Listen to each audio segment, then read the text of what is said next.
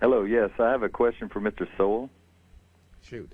Mr. Sowell, I live in Germany, and I went there 10 years ago, and I'm an American. And when the borders fell in Berlin, and we let East Germany be a part of West Germany, now we're all one, we realized something that is basically happening with Mexico here in America. And my question is, because of Yugoslavia and all of the other countries that are infiltrating into Germany, don't you think there's a lot more land here in America, and why the greed? You lost me about greed. Well, I think what I'm trying to say is, if we're a land that in God we trust, and Jesus says, let the children come to me, wouldn't you agree that we need to open our arms to Mexico? No, because every country has to protect its own borders. There was a time when virtually every country in the Western Hemisphere not only allowed but encouraged immigration on a massive scale because they had the land and they needed the resources and so on. It's not at all clear that if you were to throw the borders wide open, let anyone come who wants to, that this would still be the same country 50 years from now.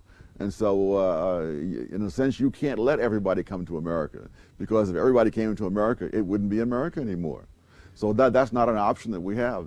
The most we can do is try to weigh many very different kinds of considerations. Well, judging from the success of various groups in your book, who should come to America? How should we decide? Oh, that's a much tougher one, but I think that we should say that we do have the right to decide.